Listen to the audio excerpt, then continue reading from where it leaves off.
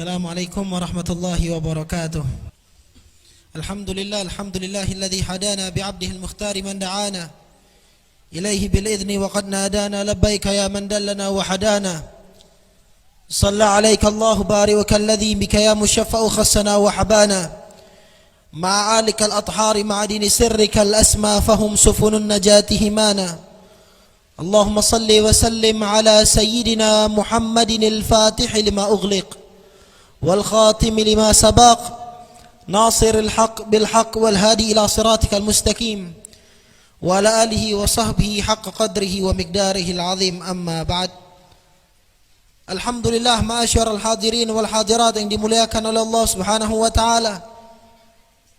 Ketahuilah sebuah anugerah yang telah diberikan kepada kita bisa melangkahkan kaki ke majlis yang seperti ini.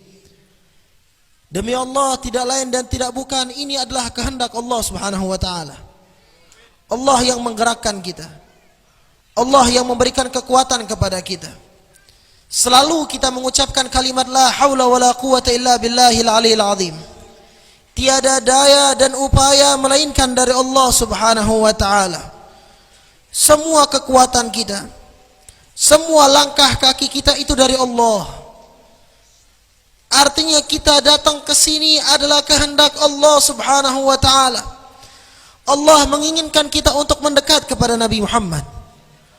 Allah menginginkan kita agar kita kembali kepada Allah Subhanahu wa taala. Dengan hadirnya kita ke majlis Maulid seperti ini, majlis yang agung, majlis yang luar biasa, majlis yang di dalamnya anugerah rahmat diturunkan oleh Allah Subhanahu wa taala. Sehingga disebutkan oleh Al-Habib Ali bin Muhammad bin Husain Al-Habsyi, "Mashi kama majma'il maulid yujallil kurub, dha waqt taubatik ya al-'asi idza bata tub, dha waqt taubatik ya al-'asi idza bata ub, dha jama' la syak tughfar bih jami'udz dzunub." Disebutkan oleh beliau, ini perkumpulan, tidak ada perkumpulan yang bisa menandinginya. Ini perkumpulan bagi orang-orang yang bermaksiat untuk taubat kepada Allah Subhanahu wa taala.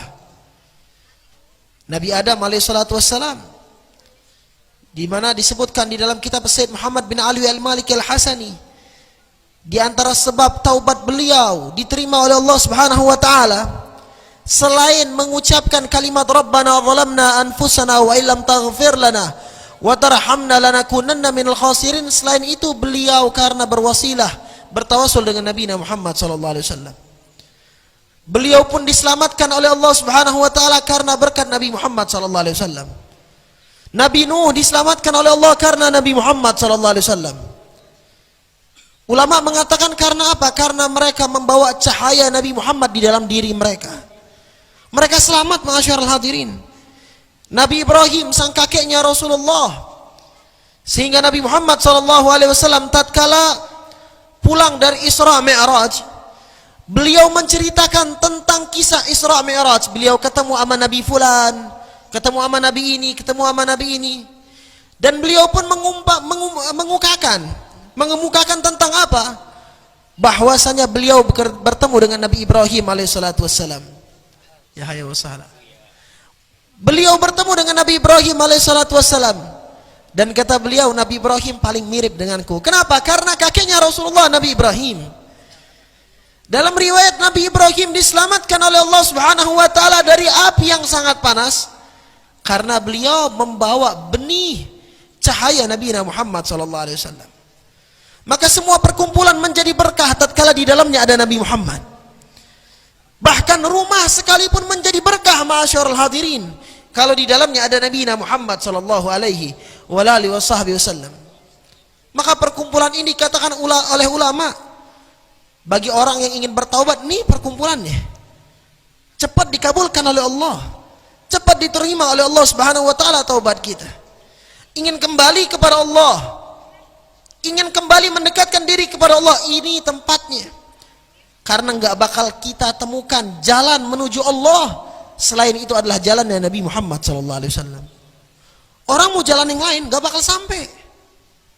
Mau mencari jalan selain jalannya Nabi Muhammad untuk mendekatkan diri kepada Allah gak bakal nyampe. Karena Nabi Muhammad SAW adalah salah satu pintu. Cuma pintu itu doang. agar kita bisa nyampe kepada Allah Subhanahu wa taala. Al-wusul ila hadratillah la yaqdir an-nas ay yadkhuluha illa min hadratir rasul.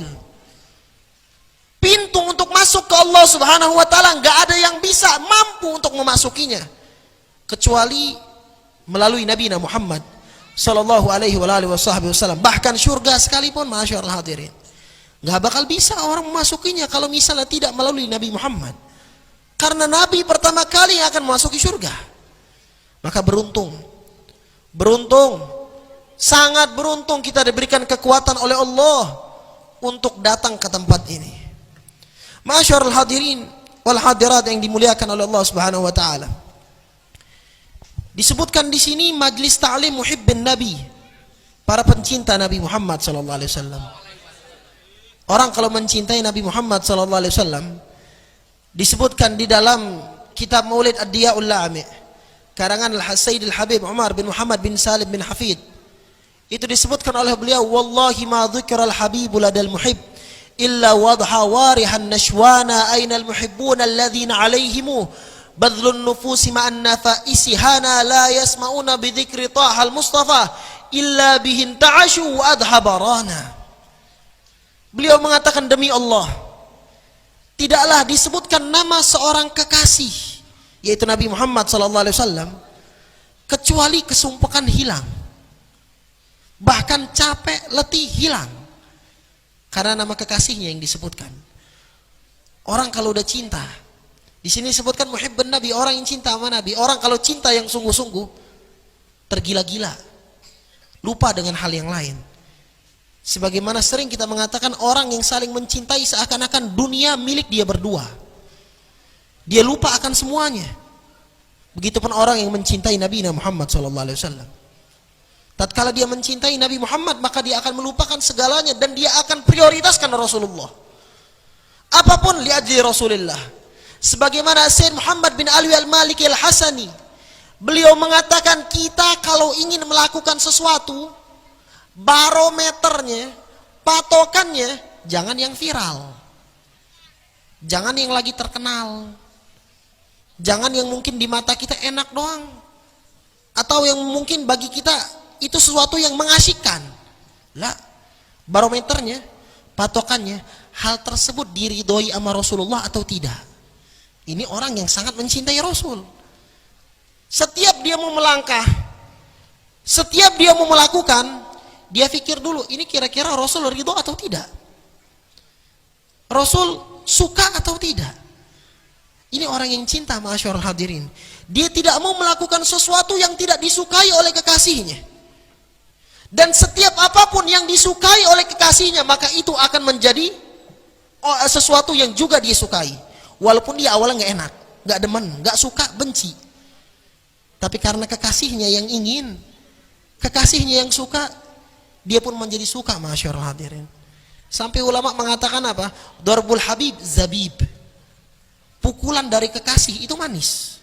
Pukulan, masyarul hadirin, pukulan dari kekasih manis. Setiap apa yang dari kekasih itu manis. Itu disebutkan zaman dahulu, ada seseorang bernama Qais yang tergila-gila dengan Laila, sehingga ia mendapatkan gelar Majnun Laila, orang yang tergila-gila sama Laila. Udah nama gesnya hilang karena dia sangat mencintai Laila. Itu di dalam suatu syair beliau mengatakan apa? Aku melilingi rumahnya Laila. Rumahnya Laila dia kelilingi. Dan beliau berkata, uqabbilu dzal jidar wa dzal jidari. Pintu ini, tembok, bagian kanan, bagian depan, bagian kiri aku ciumi, aku peluk.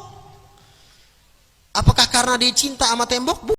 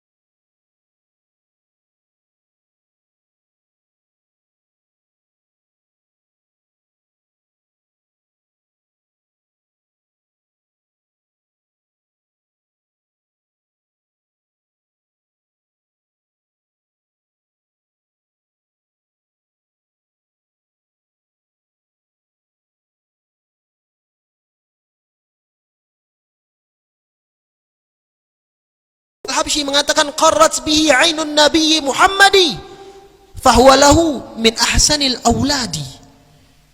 Al-Habib Abdullah bin Ali Al-Haddad adalah orang yang menyenangkan hati baginda Nabi Muhammad SAW.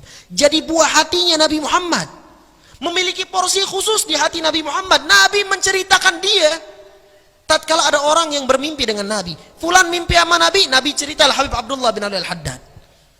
Kenapa bisa? Gak pernah melepaskan sunnah. Sunnah Nabi Muhammad semua dia lakukan.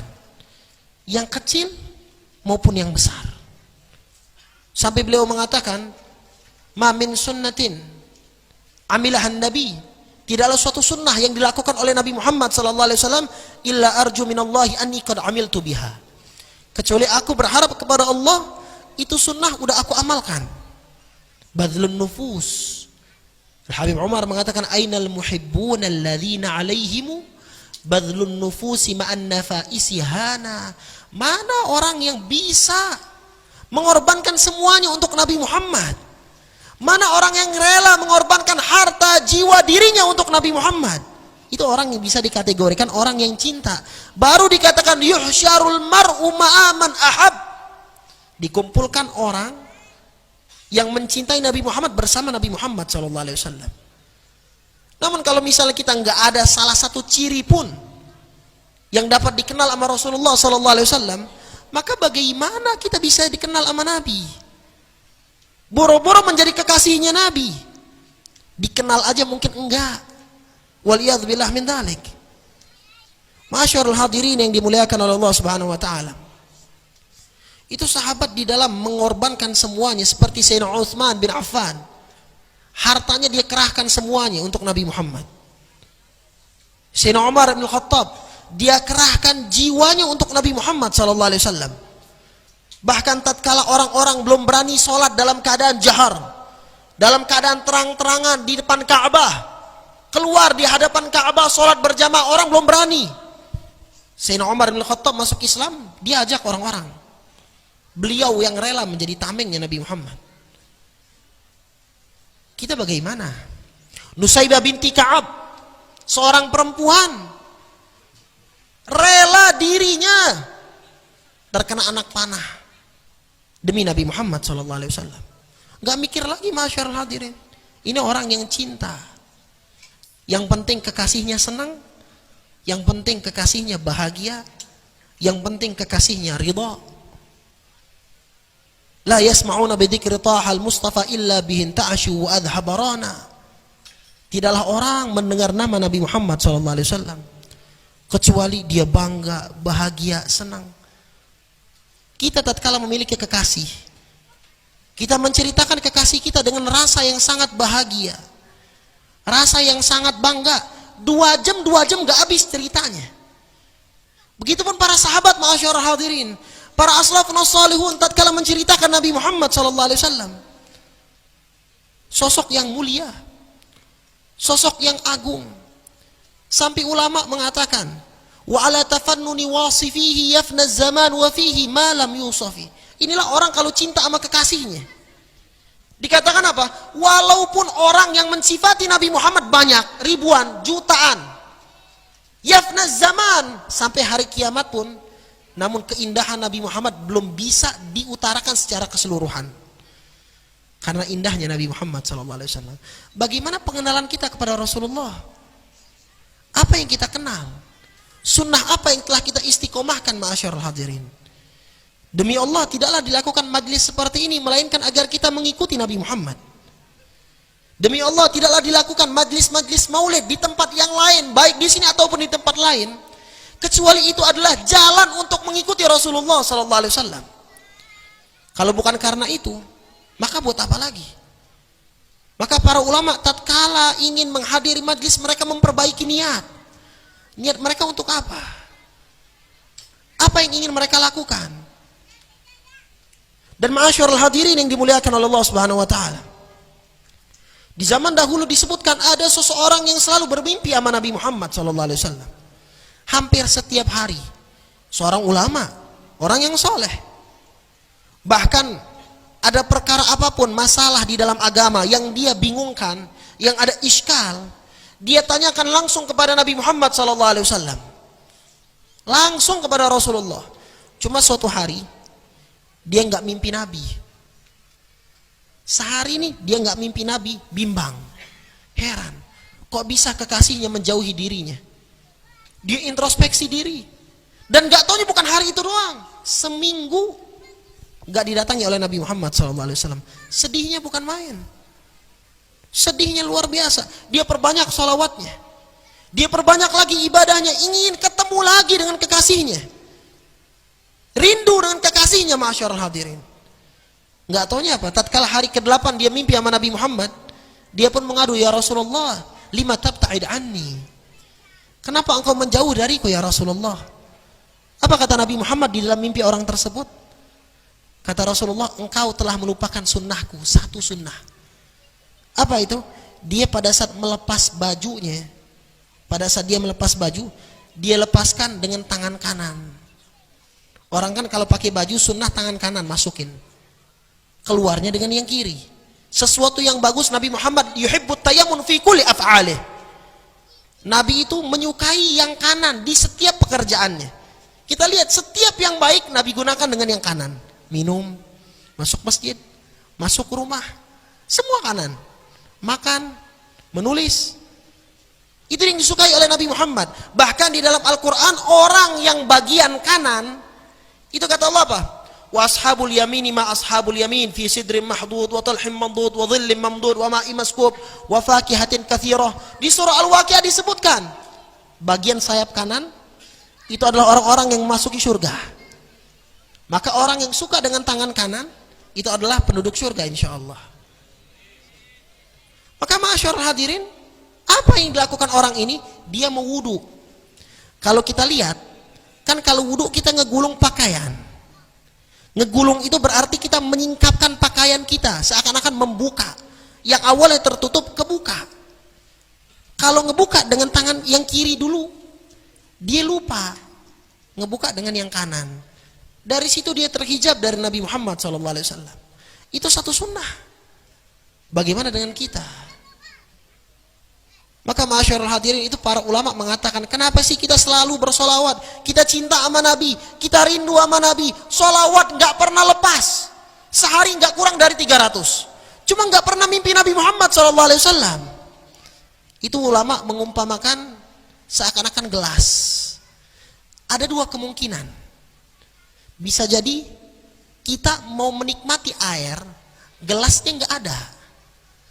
Maka kita mencari gelas, ngumpulin duit dulu buat beli gelasnya. Dan gelas itu adalah hati. Tatkala kita ingin bermimpi dengan Nabi Muhammad SAW, mungkin hati kita masih kotor, gelap, udah full. Mungkin dengan dunia, dengan yang lain, dengan harta, dengan kedudukan, jabatan. Sehingga porsi untuk Nabi Muhammad SAW gak ada lagi. Gelasnya udah gak ada lagi. Gak ada porsinya lagi, ma'asyarul hadirin. Dari situ kita susah untuk mimpi Nabi. Itu yang pertama. Yang kedua, wadahnya ada, gelasnya ada, cuma kotor. Maka caranya apa? Dibersihkan dulu. Maka nggak bisa kita dengan cuma sekali, wah sekali sholawat malam ini mimpi. Enggak. Orang yang mimpi Nabi Muhammad SAW adalah orang yang badlun nufus. Orang yang rela mengorbankan segalanya demi Nabi Muhammad SAW.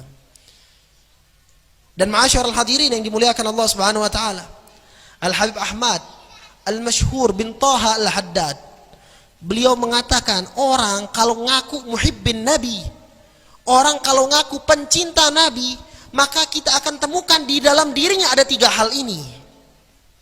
Kalau 3 hal ini tidak ada, maka cinta bisa dikategorikan cinta bohong. Cinta yang cuma ngomong doang tapi kagak ada buktinya. Apa saja ma'asyarul hadirin? Yang pertama, ta'alluq. Ada ikatan, ada hubungan. Dan hubungan tersebut bisa didapati dengan apa? Dengan mengikuti sunnah Nabi Muhammad. Tatkala apa yang dilakukan sama Nabi sama dengan apa yang dilakukan oleh kita, artinya ada persamaan. Ada sesuatu yang mirip dengan kita kepada Nabi Muhammad SAW. Bahkan perihal dakwah sekalipun, ma'asyarul hadirin. Kita punya guru Sayyid Ahmad Naufal bin Abdullah bin Ahmad bin Hamid Al-Kaf, Allah yarham. Guru kami pernah menjelaskan tatkala ada perkumpulan alumni pada saat itu. Ada salah satu daripada teman kita ngadu. Kita manggil Abu ya. Ya Abu ya. Pernah kami suatu hari datang ke suatu tempat di pelosok pedalaman dakwah. Cuma yang kami dapati bukan sambutan. Bahkan kami ditolak, dicaci dan dihinakan. Kami pun sedih. Maka bagaimana ya Abu ya? Apa yang harus kami lakukan? Mungkin jawaban yang kami harapkan ya, dari antara murid-murid alumni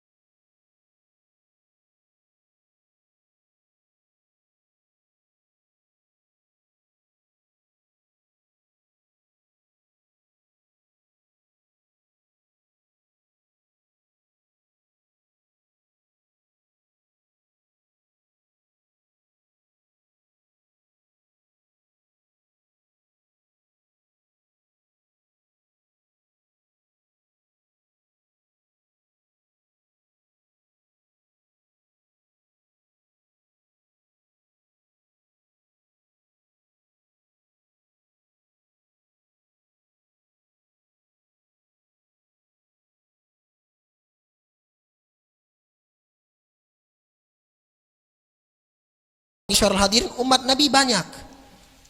Kalau kita lihat tadi toh, Al-Habib Ali bin Muhammad bin Husain Al-Habsyi mengatakan bahwasanya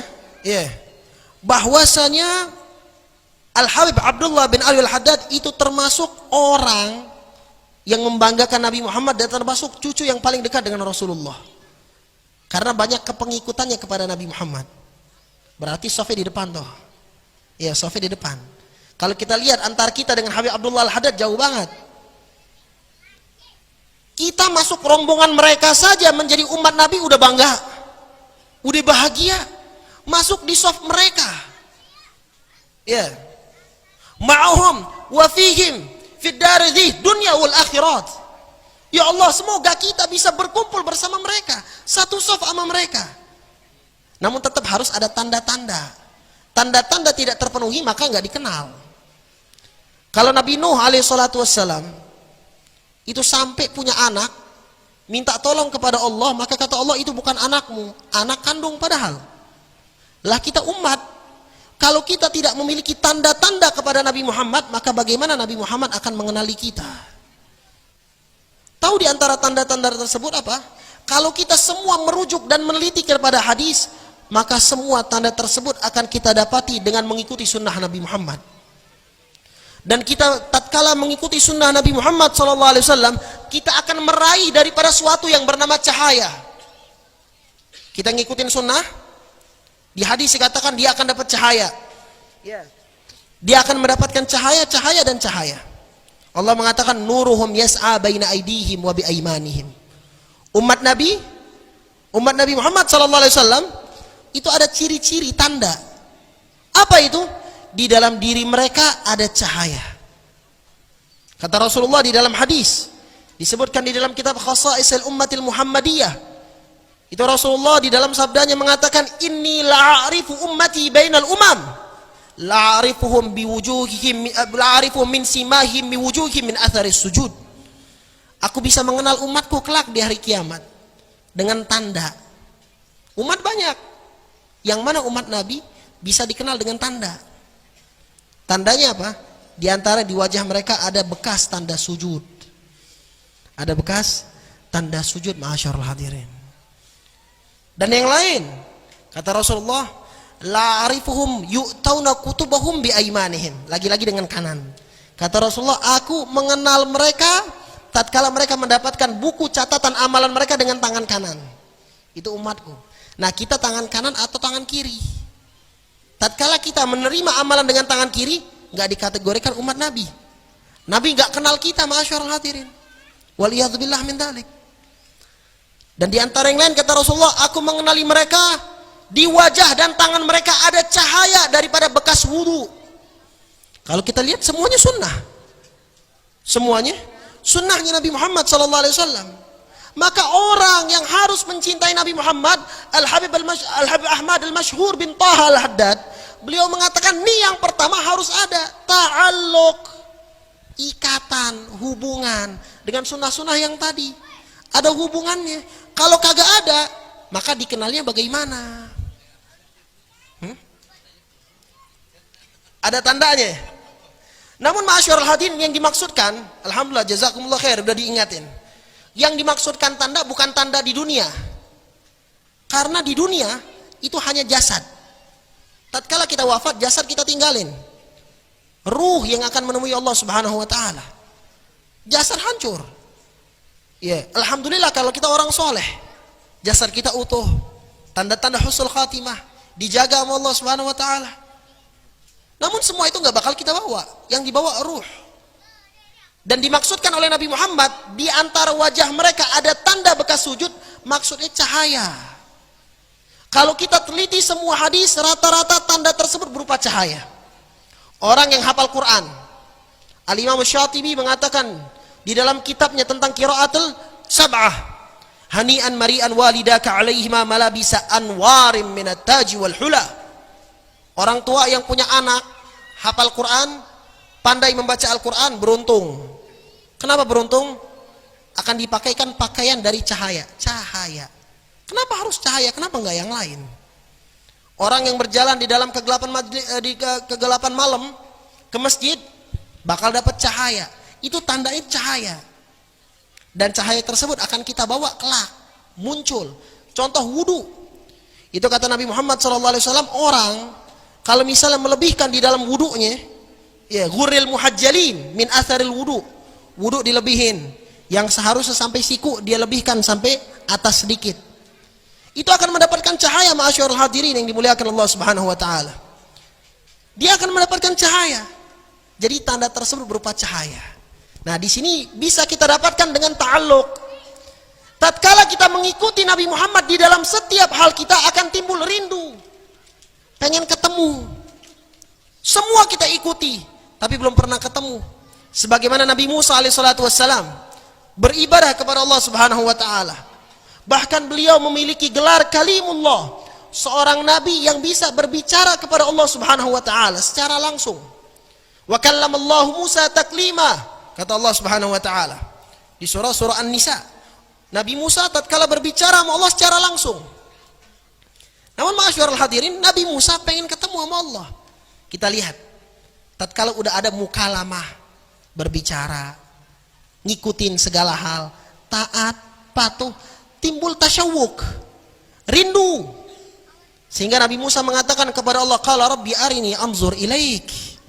Ya Allah, perlihatkan aku bagaimana engkau.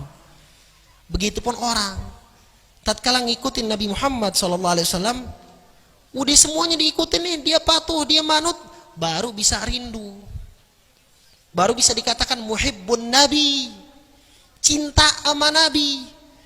Kalau ta'alluq nggak ada, nggak bakal ada tasyawuk. Kalau orang nggak ada ikatan, nggak ada contoh yang dicontoh dari Nabi Muhammad, nggak ada sama sekali perilakunya mencerminkan Nabi Muhammad, maka nggak bakal ada tasyawuk, nggak bakal rindu. Dan kalau dia nggak rindu, maka bagaimana dikatakan muhibbun Nabi? Bagaimana bisa dikatakan para pencinta Nabi Muhammad SAW? Setelah dua hal ini didapatkan, barulah dia akan mendapatkan tazawwuk, kenikmatan, mencicipi, duduk bareng Nabi, kumpul sama Nabi, mimpi sama Nabi, wafatnya sekalipun dikumpulkan kelak bersama Nabi Muhammad sallallahu alaihi wasallam.